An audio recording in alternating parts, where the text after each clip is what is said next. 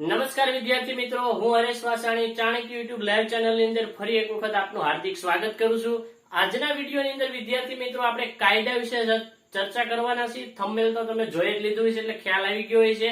ગયા લેક્ચરના અંદર આપણે કાયદાની સિરીઝની અંદર ગયા લેક્ચરની અંદર આપણે કાયદા ચક્ર વિશે વાત કરી હતી કે કાયદા ચક્ર કઈ રીતે કામ કરે છે, જેની અંદર આપણે આઈપીસી, સીઆરપીસી અને એવિડન્સ એક્ટના કાયદાની સમજૂતી જોઈ હતી કે ભાઈ આઈપીસી કઈ રીતે કામ કરે છે, આઈપીસી ની અંદર શું છે, સીઆરપીસી કઈ રીતે કામ કરે છે અને એવિડન્સ એક્ટ કઈ રીતે કામ કરે છે। આની આપણે ચર્ચા કરી હતી ગયા લેક્ચરની અંદર કાયદા ચક્રની અંદર। જો વિદ્યાર્થી મિત્રો તમે પહેલી વાર આ વિડીયો જોતા હોય અને કાયદા ચક્ર વિડીયો ન જોયો હોય તો ઉપર આઈ બટન ઉપર જો કાયદા ચક્રની નોટિફિકેશન છે તમે ત્યાં ટચ કરી કાયદા ચક્રનો વિડીયો જોઈ લેજો, જેથી તમને આ વિડીયો સમજવામાં મજા આવે। રેડી? તો જે જૂના વિદ્યાર્થી છે એને કાયદા ચક્ર જોઈ લીધું છે। હવે એ વિદ્યાર્થીને આપણે ખાસ જોવાનું છે કે ભાઈ આઈપીસી કઈ રીતે બની, ક્યારે બની, કોણે બનાવી, આઈપીસી ક્યાં સુધી લાગુ પડે, ક્યાં સુધી ન લાગુ પડે, એની ચર્ચા કરવાના છે। સીઆરપીસી ની પણ એવી ચર્ચા કરવાના છે ને એવિડન્સ એક્ટ ની પણ એવી ચર્ચા કરવાના છે। શા માટે જરૂરી છે તો કે વિદ્યાર્થી મિત્રો અહીંયાથી એક બે પ્રશ્ન અવશ્ય નીકળે જ તે। પેપર સેટ છે એ કાં તો કયો કાયદો ક્યારે બન્યો એ પૂછી લે, કાં તો એવું તમને પૂછે કે કયો કાયદો ક્યારે અમલમાં આવ્યો, કારણ કે વિદ્યાર્થી મિત્રો આ ત્રણ કાયદા છે એ ત્રણે કાયદા ઘડાના પણ અલગ સમયે છે અને એની અમલવારી પણ અલગ સમયે થઈ છે, એટલા માટે અહીંથી એવો ક્વેશ્ચન પણ બની શકે। સાથે સાથે બીજો કેવો ક્વેશ્ચન બને તો કે દરેક જે કાયદા છે એના પ્રકરણમાં વિભાજિત છે તો કેટલા પ્રકરણ છે એ ડાયરેક્ટ પ્રશ્ન પૂછે, દરેક કાયદાની કલમો તમને ડાયરેક્ટ પૂછે અને દરેક કાયદો કોણે ઘડ્યો છે એનું નામ પણ તમને પૂછી શકે છે। તો આજે આપણે કઈક એવી ચર્ચા કરવાના છીએ વિદ્યાર્થી મિત્રો, આઈપીસી, સીઆરપીસી ને એવિડન્સ એક્ટ માંથી ગમે એમ પ્રશ્ન પૂછે જેનું બંધારણ છે, જે પાયો છે ત્યાંથી આપણને એક પણ માર્ક જવો જોઈએ નહીં। તો વિદ્યાર્થી મિત્રો વિડીયોને છોડતા ને અંત સુધી મારી સાથે જોડાયેલા રહેજો। તો ચાલો વાત કરીએ કાયદાની। તો કાયદાની અંદર સૌપ્રથમ વિદ્યાર્થી મિત્રો આપણે વાત કરીશું આઈપીસી। આઈપીસી એટલે શું તો કે ક્યારે ઘડાનો કઈ રીતે બન્યો એની વાત કરવાના છે। તો આઈપીસી નું પૂરું ફૂલ ફોર્મ છે તમને તો કે બધાને ખ્યાલ જ હોય તો કે ઇન્ડિયન પિનલ કોડ 1860। જો 1860 એવો શબ્દ લાગે છે, ત્યાર પછી તો કે ભારતીય ફોજદારી ધારો 1860। ત્રીજું નામ પણ એક છે ભારતીય દંડ સંહિતા 1860। રેડી વિદ્યાર્થી મિત્રો, આ ત્રણ નામ છે એ આઈપીસી ના આ ત્રણ નામથી ઓળખાય છે। જો ભારતીય ફોજદારી ધારો 1860 કે તો પણ આપણે આઈપીસી સમજવાનું છે, ભારતીય દંડ સંહિતા 1860 કે તો પણ આઈપીસી, અને આઈપીસી નું પૂરું નામ ઇન્ડિયન પિનલ કોડ એ પણ આપણું આઈપીસી છે। તો આ વાત કરી આપણે નામની વિદ્યાર્થી મિત્રો, આ નામ તમને યાદ હોવા જોઈએ। જો એકાદું નામ તમે ભૂલી જાઓ અને પ્રશ્ન પૂછે તો પણ આપણો તમારો માર્ક છે જતો રહે છે। તો હવે જોઈએ કે ભાઈ આઈપીસી છે એ બની કઈ રીતે, ક્યારે એનો ઉદ્ભવ થયો, કઈ રીતે થયો। તો વિદ્યાર્થી મિત્રો તમે ભારતનો ઇતિહાસ ભણી ગયા છો, એમાં આવું શબ્દ જોઈએ છે ચાર્ટર એક્ટ 1833। ચાર્ટર એક્ટ ઘણા આવ્યા પણ આપણે વિદ્યાર્થી મિત્રો અહીંયા હું વાત કરવાનો છું 1833 ના ચાર્ટર એક્ટ ની। તો કે 1833 ની અંદર ચાર્ટર એક્ટ આવ્યો। આ સમય દરમિયાન આવવાનું કારણ જ એવું હતું કે આ સમય દરમિયાન અમુક અંશે કાયદા બનાવવાની વ્યવસ્થાની જરૂર પડી કે ક્યાંક કાયદો હોવો જોઈએ એવી આવશ્યકતા પડી, એટલા માટે ચાર્ટર એક્ટ આવે છે 1833 ની અંદર। અને આ ચાર્ટર એક્ટ આવ્યા બાદ 1834 ની અંદર વિદ્યાર્થી મિત્રો એક કાયદા પંચની રચના કરે છે। શેની? કાયદા પંચની રચના કરે છે। 1834 ની અંદર કાયદા પંચ રચાય છે અને આ કાયદા પંચના એક અધ્યક્ષ હોય છે વિદ્યાર્થી મિત્રો। આ અધ્યક્ષનું નામ યાદ રાખવું ખૂબ જ જરૂરી છે। આ અધ્યક્ષનું નામ હોય છે લોર્ડ જેમ્સ બેબિંગટન મેકોલે। રેડી? તો ખાસ યાદ રાખજો કે 1833 ની અંદર ચાર્ટર એક્ટ આવે છે, 1834 ની કાયદા પંચની રચના થાય છે, અને આ કાયદા પંચના અધ્યક્ષ હોય છે લોર્ડ જેમ્સ બેબિંગટન મેકોલે, જેને આપણે લોર્ડ મેકોલો તરીકે પણ ઓળખીએ છીએ. તો આ કાયદા પંચના અધ્યક્ષ હોય છે, જે એક કાયદો કઈ રીતનો હોવો જોઈએ એનું બંધારણ બનાવવાની શરૂઆત કરે છે. અને આ કાયદા પંચની અંદર એ ઘણા બધા મેમ્બરનો સમાવેશ થાય છે, અને મેમ્બર દ્વારા એક કાયદાનું એક આમ કહીએ ને તો એક બેઝ બનાવવાની શરૂઆત કરે છે. અને આમ ધીરે ધીરે ધીરે કાયદાનો બેઝ બનાવતા બનાવતા વિદ્યાર્થી મિત્રો 1834 થી ચાલુ કરીને 1837 ની અંદર આ કાયદાનો એક મુસદ્દો તૈયાર કરે છે. શું કરે છે? આ મુસદ્દો તૈયાર કરે છે 1837 ની અંદર. અને ત્યારે બ્રિટિશ પાર્લામેન્ટ છે એ ભારતની અંદર શાસન કરતી હોય છે. એટલા માટે 1837 નો મુસદ્દો છે એ બ્રિટિશ પાર્લામેન્ટની અંદર લોર્ડ મેકોલો અને તેની મેમ્બરશિપ કમિટી છે એ 1837 ની અંદર બ્રિટિશ પાર્લામેન્ટની અંદર આ મુસદ્દો રજૂ કરે છે. રજૂ કર્યા બાદ બ્રિટિશ પાર્લામેન્ટ એને મંજૂરી નથી આપતી. શા માટે? તો કે કાયદાની અંદર ક્યાંક ખામી રહે છે, ક્યાંક અમુક હજી ઉમેરવાની જરૂર છે. આવું વિચારી અને એ કાયદાને વિચારણા માટે ફરી મોકલે છે. અને આમ ધીરે ધીરે 1837 નો આ મુસદ્દો છે એ બનતા બનતા ફાઇનલ વિદ્યાર્થી મિત્રો 1860 ની અંદર આ કાયદો સંપૂર્ણ રીતે તૈયાર થઈ જાય છે, ઘડાઈ જાય છે. કહેવાનો મતલબ તો કે આઈપીસી છે 1860 ના વર્ષની અંદર સંપૂર્ણ ઘડાઈ જાય છે. અહીંયા કઈ તારીખે ઘડાણો તો વિદ્યાર્થી મિત્રો તો યાદ રાખજો, 6 ઓક્ટોબર 1860 ના રોજ સંપૂર્ણ આઈપીસી છે ઘડાઈ જાય છે. એક્ઝામમાં તમને સીધો પ્રશ્ન પૂછે કે આઈપીસી ઘડાણી ક્યારે, તો 6 ઓક્ટોબર 1860 ના રોજ. હવે શું થાય છે તો કે આઈપીસી ઘડાઈ તો ગઈ, પણ બ્રિટિશ પાર્લામેન્ટ એને તરત જ અમલ કરતી નથી. અને વિદ્યાર્થી મિત્રો 2 વર્ષના સમયગાળા બાદ એટલે કે 1860 ના એક્ઝેક્ટ 2 વર્ષ વીતે છે.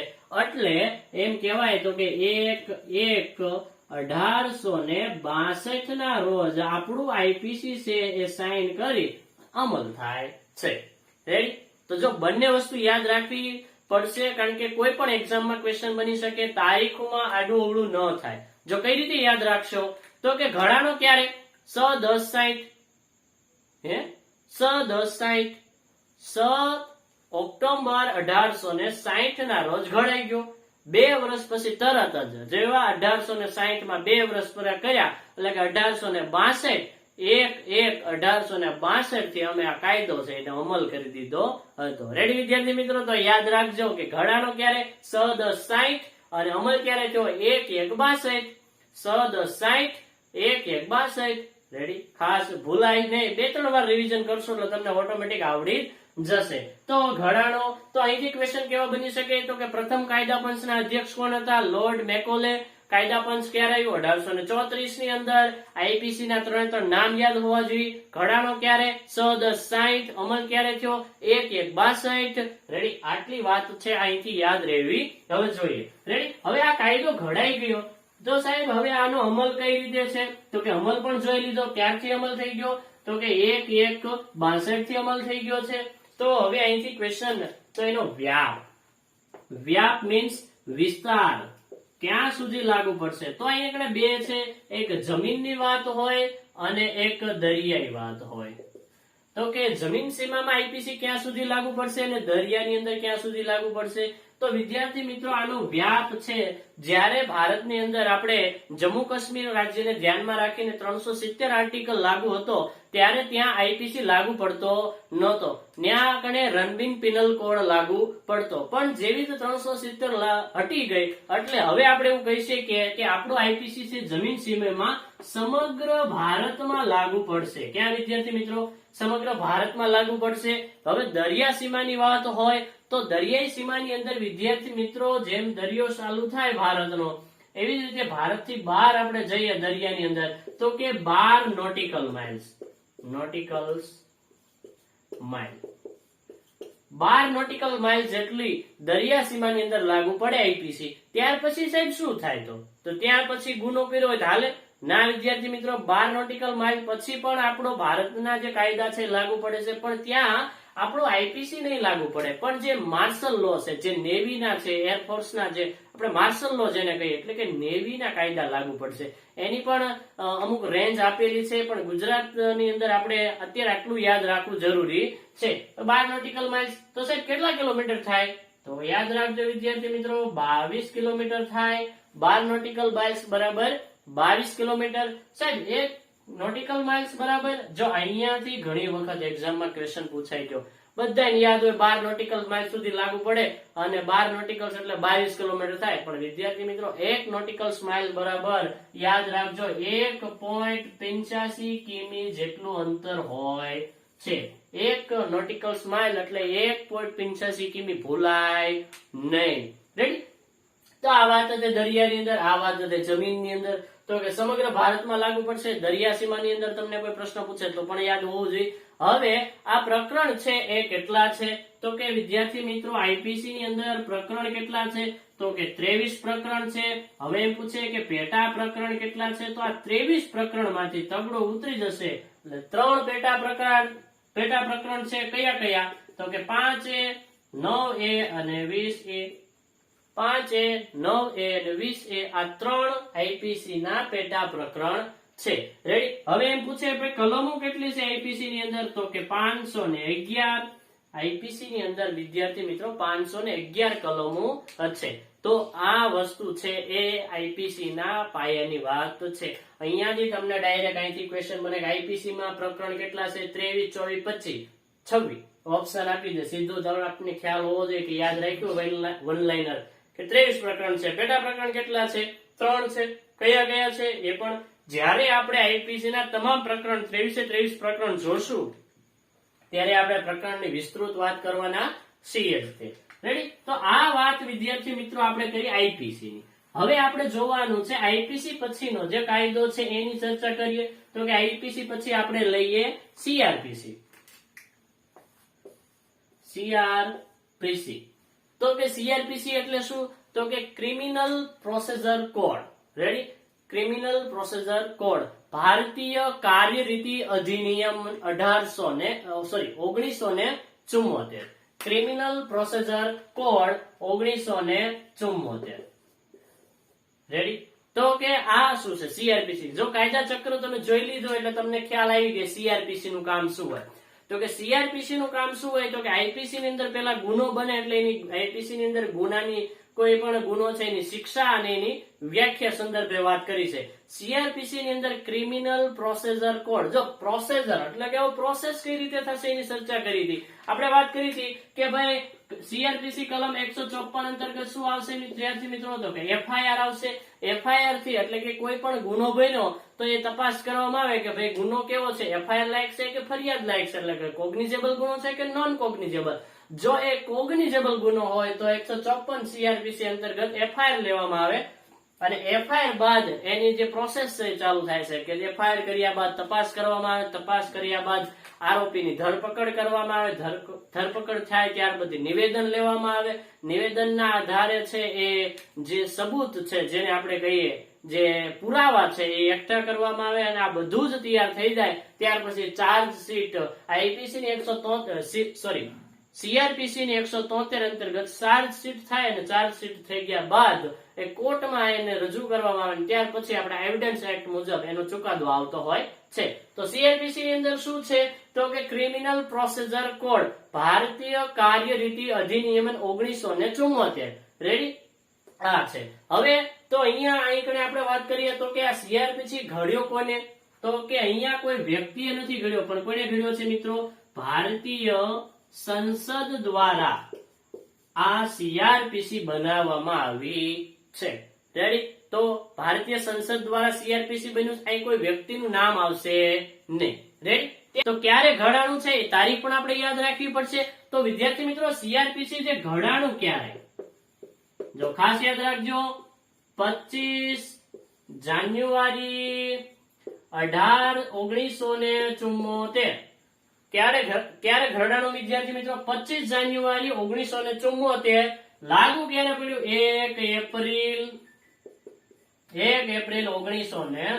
74. રેડી? આના આ જ વર્ષમાં એટલે કે ટૂંક સમયમાં બનાવ્યું અને ટૂંક સમયમાં જ લાગુ કરી દીધું હતું. કોણે બનાવ્યું? તો કે ભારતીય સંસદ દ્વારા છે એ બને છે. કઈ રીતે?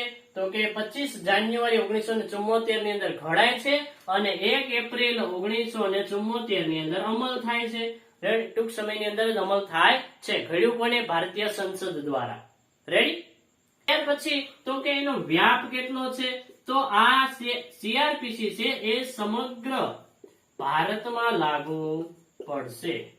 સમગ્ર ભારતમાં લાગુ પડશે. રેડી? હવે અહીંયા એક વિદ્યાર્થી મિત્રો નોંધ છે તમારે યાદ રાખવાની છે. નોંધ. સીઆરપીસી નું પ્રકરણ 8, 10 અને 11 જે છે આ 3 પ્રકરણ છે એ નાગાલેન્ડ રાજ્ય અને આદિજાતિ વિસ્તારની અંદર લાગુ પડશે નહીં. આઈપીસી નું પ્રકરણ 8, 10 અને 11 નાગાલેન્ડ અને આદિજાતિ વિસ્તારની અંદર લાગુ પડશે નહીં. શું આ પ્રકરણમાં છે? શા માટે લાગુ નહીં પડે એની આપણે ચર્ચા કરવાના છીએ વિસ્તૃત. અત્યારે હું તમને કહીશ તો વાર લાગશે. અત્યારે તમે આટલું યાદ રાખો કે સીઆરપીસી છે પ્રકરણ 8, 10 અને 11 આ નાગાલેન્ડ અને આદિજાતિ વિસ્તારમાં લાગુ પડશે નહીં. તો સાહેબ ન્યાકણે જઈને આપણે ગુનો કર્યો હોય તો કઈ વાંધો ન આવે ને? ના વિદ્યાર્થી મિત્રો, ત્યાં લાગુ પડે. પણ કઈ રીતે? અહીંયા જો મેં એવું કીધું કે ત્યાં લાગુ પડતું નથી, પણ ત્યાં પણ લાગુ પાડી શકાય છે. કઈ રીતે? તો કે ત્યાંની જે રાજ્ય સરકાર હોય, શું વિદ્યાર્થી મિત્રો? રાજ્ય સરકાર હોય તે જાહેરનામું બહાર પાડે. શું કરે? જાહેરનામું બહાર પાડે અને જાહેરનામું બહાર પાડી અને અહીંયા પણ સીઆરપીસી લાગુ કરી શકે છે. પણ આપણી જાણ ખાતર તમને કહી દઉં કે આવી રીતનો ક્વેશ્ચન બને તો નાગાલેન્ડ ની અંદર નીચેનામાંથી સીઆરપીસી નું કયું પ્રકરણ લાગુ પડે નહીં તો તમને યાદ હોવું જોઈએ 8, 10 અને 11 આદિજાતિ વિસ્તારમાં પણ લાગુ પડશે નહીં. શા માટે નહીં લાગુ પડે? જયારે આપણે પ્રકરણ આવશે ત્યારે એની કલમ વાઇઝ તમને વ્યવસ્થિત સમજાવી જેથી તમને ખ્યાલ આવી જાય કે શા માટે ન લાગુ પડે. અત્યારે એની હું ચર્ચા કરીશ તો સમય વધારે જશે એટલે એની આપણે ચર્ચા કરતા નથી. તો સાહેબ તમે આ પહેલા તો કીધું નહીં કે સાહેબ આમાં પ્રકરણ કેટલા છે. તમે આ 3 પ્રકરણ કહી દીધા. રેડી? તો જોઈએ સીઆરપીસી ની અંદર વિદ્યાર્થી મિત્રો પ્રકરણ કેટલા છે? 37 પ્રકરણ છે. હે આટલા બધાય? પણ વિદ્યાર્થી મિત્રો મૂંઝાવણ નથી, આમાં બહુ નાની નાની ઓછી કલમો છે. રેડી? પ્રકરણ કહે તો કેટલા છે? 37 પ્રકરણ છે. પેટા પ્રકરણ વિદ્યાર્થી મિત્રો અહીંયા એક જ છે. પેટા પ્રકરણ કેટલા છે? 1. આઈપીસી ની અંદર પ્રકરણ કેટલા હતા? તો કે 23. પેટા પ્રકરણ 3. સીઆરપીસી ની અંદર પ્રકરણ કેટલા? 37. પેટા પ્રકરણ 1. કલમ કેટલી છે સાહેબ? એ કયો 500 જેટલી નથી ને? તો ના વિદ્યાર્થી મિત્રો, 484 જ ખાલી છે. ખાલી 484 જ કલમ છે સીઆરપીસી ની અંદર. રેડી? હા, તો આ યાદ રાખજો. સીઆરપીસી ની અંદર કલમ કેટલી છે? 484. આઈપીસી ની અંદર 511. રેડી? આ વાત થઈ સીઆરપીસી ની. રેડી? ક્યાં લાગુ પડશે? તો કે સમગ્ર ભારતમાં. ખાસ નોંધમાં 8, 10 અને 11 ક્યાં નહીં લાગુ પડે? તો કે નાગાલેન્ડ આદિજાતિ વિસ્તારમાં લાગુ નહીં પડે. ત્યાં પણ લાગુ પડે છે, પણ ત્યાંની રાજ્ય સરકાર છે એ જાહેરનામું બહાર પાડે તો ત્યાં પણ લાગુ કરી શકે છે. તો આ વાત થઈ વિદ્યાર્થી મિત્રો સીઆરપીસી ની. તો હવે ચાલો જોઈએ એવિડન્સ એક્ટ. તો આઈપીસી સીઆરપીસી આપણે સમજી લીધું ક્યારે કઈ રીતે બન્યો, કોને લાગુ પડે, ક્યાં લાગુ ન પડે, કઈ રીતે એ વાત કરી. હવે આપણે વાત કરવાના છે વિદ્યાર્થી મિત્રો evidence act. Evidence act 1872. Evidence act 1872 કઈ રીતે બન્યો? તો ખાસ અહીંયા નામથી આપણે શરૂઆત કરશું. તો કે એવિડન્સ શબ્દ છે, એવિડન્સ આ એક લેટિન ભાષાનો શબ્દ છે વિદ્યાર્થી મિત્રો. કયો? લેટિન ભાષાનો. કઈ રીતે? તો કે લેટિન ભાષાનો એક શબ્દ હતો એવિડેરા. એવિડેરા અને આ એવિડેરા પરથી ઉતરી આવ્યો છે એવિડન્સ એક્ટ. એવિડન્સ કઈ શબ્દ પરથી ઉતરી આવ્યું છે? એવિડેરા. અને એવિડેરા કઈ ભાષાનો શબ્દ છે વિદ્યાર્થી મિત્રો? લેટિન ભાષાનો. અને એની ઉપરથી બન્યો એવિડન્સ. રેડી? Evidence act 1872. આ વસ્તુ યાદ રાખશું. તો હવે આ જે એવિડન્સ એક્ટ છે એ ઘડાણો ક્યારે વિદ્યાર્થી મિત્રો? તો કે ઘડાણો ક્યારે એ ખાસ યાદ રાખજો. તો કે 15 એપ્રિલ. જો એપ્રિલ ફૂલ નથી બનાવતો. 15 એપ્રિલ 1872 ની અંદર આ જે એવિડન્સ એક્ટ છે એ ઘડાણો વિદ્યાર્થી મિત્રો. હવે એ અમલ ક્યારે થાય છે વિદ્યાર્થી મિત્રો? તો ખાસ યાદ રાખજો, 1 સપ્ટેમ્બર 1872 ની અંદર જ તે એ અમલમાં આવી જાય છે. જેવી રીતે સીઆરપીસી આપણે જોયું કે સીઆરપીસી કઈ રીતે ક્યારે ઘડાણો? તો કે 25 જાન્યુઆરી 1974. અમલ ક્યારે થયો? તો કે 1 એપ્રિલ 1974. એવી જ રીતે અહીંયા તો કે જે એવિડન્સ એક્ટ છે ઘડાણો ક્યારે? તો કે 15 એપ્રિલ 1872. અમલ ક્યારે થયો? 1 સપ્ટેમ્બર 1872. વિદ્યાર્થી મિત્રો કન્ફ્યુઝન બિલકુલ નહીં કરતા. હમણાં આપણે એવિડન્સ એક્ટ ભણી દઈએ એટલે 3 કાયદા છે, ક્યારે ઘડાણા અને ક્યારે અમલમાં, એની પણ ચર્ચા કરવાના છે. રેડી? તો આ ઘડાણો ક્યારે? તો એ પણ યાદ રહી ગયું. અમલ ક્યારે થયો? હવે આ એવિડન્સ એક્ટ છે એ વિદ્યાર્થી મિત્રો ભાગમાં વહેંચાયેલો છે. કેમાં? ભાગ 3 ભાગમાં વહેંચાયેલો છે એવિડન્સ એક્ટ. ક્વેશ્ચન તમને એવું પૂછે કે બંધારણ પહેલાનો કયો કાયદો એવો છે કે જે ભાગમાં વહેંચાયેલો છે? તો બંધારણ પહેલાનો એકમાત્ર કાયદો એવો છે કે જે ભાગમાં વિભાજિત છે. બંધારણ પણ આપણે ભાગમાં જોયું છે ને કે બંધારણના કેટલા ભાગ છે? તો કે 22 ભાગ છે. રેડી? આવું આપણે ભણીએ છીએ. તો બંધારણ પહેલાનો ભાગમાં વિભાજિત કોઈ કાયદો હોય તો કયો? તો કે એવિડન્સ એક્ટ છે બંધારણ પહેલાનો ભાગમાં વિભાજિત. કેટલા ભાગમાં એવિડન્સ એક્ટ છે? 3 ભાગ. જો યાદ રાખજો, 3 ભાગની ભૂલાય નહીં. 3 ભાગની અંદર વિભાજિત છે. કોણ? Evidence act. વિદ્યાર્થી મિત્રો પ્રકરણ કેટલા છે આ કાયદાની અંદર? તો કે પ્રકરણ યાદ રાખજો 11 પ્રકરણ છે. અહીંયા પેટા પ્રકરણ આવશે નહીં. શું આવશે? ભાગ. કેટલા? 3. પ્રકરણ કેટલા? 11. તો સાહેબ હાલ કલમ કહી દો ને. તો 167 છે. બહુ જાજી કલમો છે. એવિડન્સ એક્ટ ની અંદર બહુ જાજી કલમ છે. 167 કલમ છે વિદ્યાર્થી મિત્રો. કેટલી? 167. સૌથી ઓછી આઈપીસી ની અંદર છે 511. એથી ઓછી 484 સીઆરપીસી. સૌથી વધારે 167. સાહેબ તમે ઊંધું બોલો. ના, મને ખબર શું ઊંધું બોલું. તમે યાદ રાખજો, સૌથી ઓછી કલમો શેમાં છે? એવિડન્સ એક્ટ ની અંદર 167. સૌથી વધારે કેમાં છે? તો કે આઈપીસી ની અંદર 511 અને વચ્ચે સીઆરપી 484. રાઈટ? યાદ રહેવી જરૂરી છે. ભાગ કેટલા? 3. પ્રકરણ કેટલા? 11. કલમ કેટલી? 167. રેડી? તો આનો વ્યાપ સાહેબ કેટલો? એ આરવાર કહી દી. ચાલો, વ્યાપ. તો આનો વ્યાપ સમગ્ર ભારતમાં છે. સમગ્ર ભારતમાં આનો વ્યાપ ક્યાં છે? સમગ્ર ભારતમાં. વ્યાપ તો કહી દીધું સાહેબ. બનાવ્યો કોને? કહું છું યાર, ઘડનાર. ઘડનાર. જો આ ઘડનાર કોણ છે એનું નામ તમને કહું. જો આ બાજુ ફોટો દેખાય તમને? આને તમે બધા ઓળખતા જશો. ઓળખો છો ને આને? હા. આને સિવાય ફિલ્મમાં આવે છે. કયા ફિલ્મમાં? રેબિલ ફિલ્મમાં આવે છે. નામ પણ તમને આવડતું હશે. કોણ? કરો યાદ. શું નામ છે આનું? Stephen Robert. હા, સ્ટીફન. આ છે એને કાયદો નથી કર્યો. એવિડન્સ એક્ટ છે એને મળતું જ નામ આવે છે જેમ્સ સ્ટીફન. જેમ્સ. જો આ જેમ્સ દેખાય તમને? ગોળિયું નાની. James Stephen. જેમ્સ સ્ટીફન છે એ એવિડન્સ એક્ટ છે ઘડ્યો છે. તો વિદ્યાર્થી મિત્રો એવિડન્સ એક્ટ ના ઘડનાર કોણ? તો કે જેમ્સ સ્ટીફન. ક્યારે ઘડાયો?